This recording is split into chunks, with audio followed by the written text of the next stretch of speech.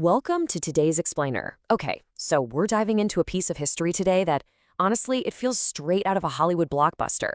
It's the ultimate underdog story. Like, if I told you that one woman's single decision totally redrew the global map, you'd probably think I was pitching a movie script, right? But no. This is the raw, unvarnished history of Queen Elizabeth I. We're going to look at how a leader, who was basically written off and underestimated by everyone, managed to hold her ground when her entire kingdom was literally teetering on the edge of destruction. Just put yourself in her shoes for a second. Imagine a kingdom on the brink of total collapse. The enemies at the gates are so overwhelmingly huge that just surviving, let alone actually winning, seems mathematically impossible. But then a leader steps up. A leader the whole world, and honestly, even some of her own people, totally underestimated just because they thought a woman couldn't hold an empire together. But she didn't retreat. She didn't let fear call the shots. Instead, she stepped right up and effectively wrote history with her own two hands. So how do you even begin to pull something like that off? Now, it's really easy to just assume Elizabeth inherited this stable, thriving powerhouse. But wow, that is a total illusion. When she first took the throne, England was in absolute chaos. We're talking about a fractured, deeply divided nation here. She was juggling these severe religious divides that were literally tearing communities apart, constant political conspiracies brewing in the shadows, and a population that was just gripped by uncertainty. People genuinely thought she wouldn't last a year. But Elizabeth? She didn't panic. She showed incredible patience, crafted some brilliant strategies, and very, very slowly started stitching her broken country back together. But the ultimate test of her reign? Yeah, that was still on the horizon. The year was 1588, and this was the year that everything was supposed to end for England. All that slow, methodical progress Elizabeth had made was about to slam into a true existential threat. Listen, Spain wasn't just a country back then. They were the world's undisputed superpower. They had immense wealth, a massive, highly trained army, and the legendary Spanish Armada, which was universally considered completely invincible. England, on the flip side, severely limited resources, a pretty weak military, and a public only just starting to heal from all those divisions we talked about. It was the absolute ultimate David versus Goliath mismatch. And on paper, David didn't stand a chance. And the stakes absolutely could not have been higher. The Spanish weren't just looking for a quick political win. Their objectives were terrifyingly absolute. They fully intended to launch a full-scale invasion of England, forcefully rip Queen Elizabeth I from the throne, wipe out her leadership completely, and then just conquer and absorb the entire English empire. Make no mistake, this was a war of total annihilation for the English crown. You can probably imagine the psychological toll this took. I mean, when news hit English shores that this invincible armada was actually on its way, an overwhelming, crushing fear gripped the nation. Widespread panic set in. The average citizen, the local militias, everyone just felt this deep, heavy despair. They're looking at their own weak army, their limited resources, and then looking out to sea where this creeping giant is approaching. To the general public, a devastating defeat wasn't just a possibility. It felt like an absolute certainty. But, this is exactly where true leadership is forged. In a moment of sheer national terror, the easiest and most expected thing for a monarch to do would be to barricade herself deep inside some heavily fortified palace, right? Well, Elizabeth did the exact opposite.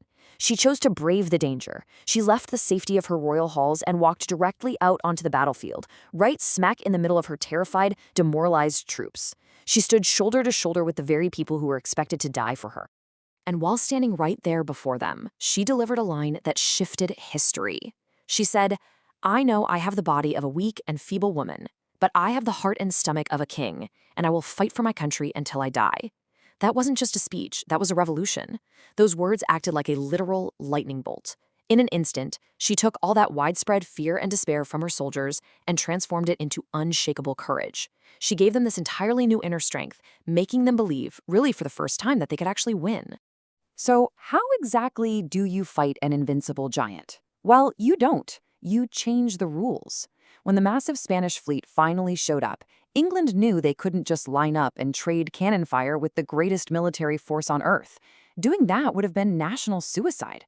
Instead, England chose a wildly clever tactical approach. Instead of matching brute force with brute force, they had to choose brains over brawn. And what followed was a literal tactical masterclass that broke all the traditional rules of naval warfare. First, instead of giant lumbering warships, they deployed smaller, incredibly fast ships that were specifically designed to outmaneuver those heavy Spanish galleons. Second, they didn't fight in traditional straight lines. They launched rapid, surprise attacks meant strictly to disorient and confuse the enemy. And third, this is the most terrifying move of all. They sent in fire ships. They literally set their own empty vessels completely on fire and sailed them directly into the densely packed Spanish fleet. Talk about causing sheer, unprecedented chaos. Those fire ships totally broke the Spanish formations, scattering the so-called invincible armada. But alongside all this undeniable strategic brilliance, we absolutely have to acknowledge another massive factor here, the element of luck, or, well, depending on how they viewed it back then, divine intervention. Just as the Spanish fleet was broken and desperately trying to regroup, nature itself stepped onto the battlefield. A massive unseasonal sea storm rolled in, and the impact was catastrophic. We're talking devastating winds and chaotic seas absolutely battering those heavy ships. Whatever formations the Spanish had managed to hold on to, completely shattered. The weather basically finished exactly what the English fire ships had started. The invincible Spanish armada was completely destroyed, pushed way off course and forced into a humiliating, devastating retreat. The whole myth of Spain's invincibility was broken forever, right there at the bottom of the sea.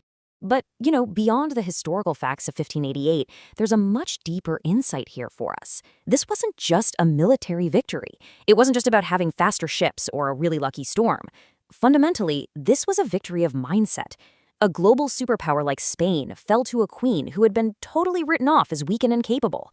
It proved once and for all that self-belief, courage, and sheer willpower can actually overcome massive physical resources.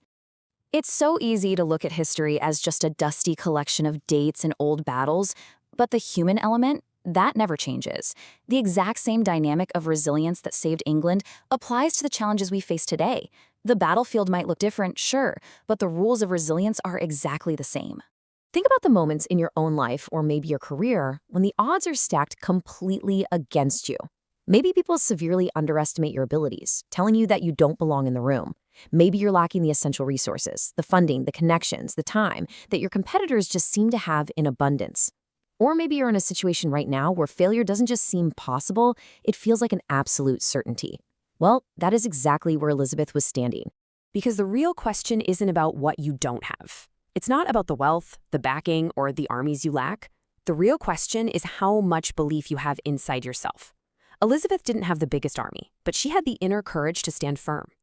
Actual, world-changing strength comes from your internal resolve, not your external circumstances. If Queen Elizabeth had let her lack of resources dictate her actions, history would be completely unrecognizable today. She made the impossible possible. So I want to leave you with this question to carry with you. When life puts you in a really tight spot, when you are totally under-resourced and completely underestimated, will you stand firm when the world counts you out? History always remembers those who refuse to back down. Thanks so much for joining me for this explainer, and I'll catch you next time.